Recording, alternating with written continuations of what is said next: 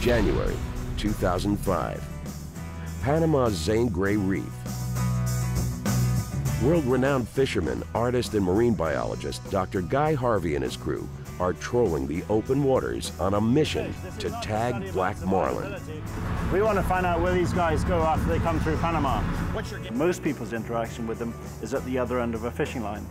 I've just taken it one step further. The new technology has allowed us to put a mini computer on the animal, to travel with it, to give us its precise location where it goes. Guy and fellow angler Bill Shedd are successfully catching and tagging 400-pound marlin when Guy receives a radio communication. Another world-class fisherman, Neil Patrick, is also out fishing marlin, and he's reeling in a whopper. Guy and Bill are intrigued. They decide to sail over, hoping to catch a glimpse of the monster fish. On his boat, Neil Patrick believes he's hooked a world record. He's already put in hours keeping the fighting, leaping marlin on his line. And it did several jumps where it cleared the water completely, about 2 or 3 feet out of the water. And this fish is 15 feet long, so it was an impressive sight.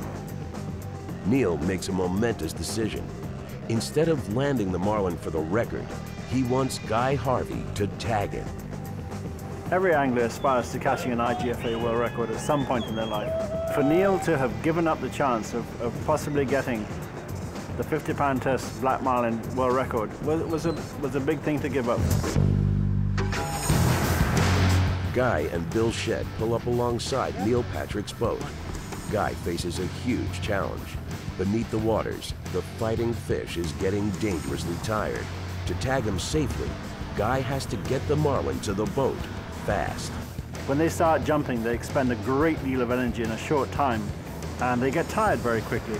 Often when they're released, they can't swim away in their normal speed, and so they become susceptible to predation, primarily by large sharks. Guy hatches a daring plan. To bring the marlin in fast as possible, he'll hook it to an additional fishing line. No fisherman's ever done this before. With 2 lines attached, the team can reel it twice as fast, tagging it quickly and successfully releasing it. Guy hopes it'll work, but to do it, he's got to meet this monster fish face to face. And he says, well, we can't bring Mohammed to the mountain. We'll take the mountain to Mohammed here. He said, look, I'll swim down and attach a second line.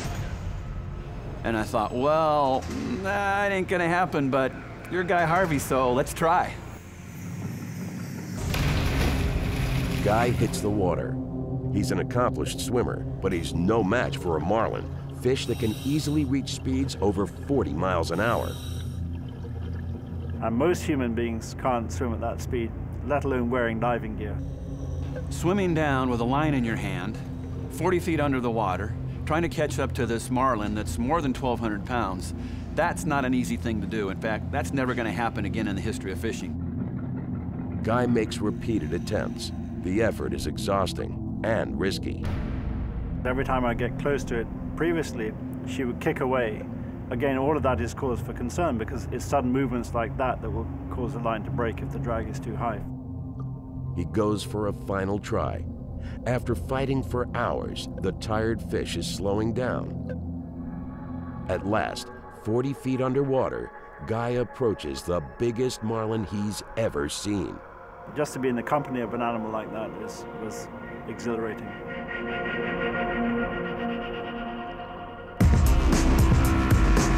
Working carefully, Guy attaches the second fishing line by hooking it to a metal clasp connected to Neil Patrick's existing line. The effect, 2 fishing poles leading to 1 fish. And I'm thinking, it's going to get tight here real quick. And then it did, and the fish just took off ripping, and just all hell broke loose. Marlin will fight to the death. The team has no time to lose. Working hard, they reel the immense marlin close to the boat to tag it. Success.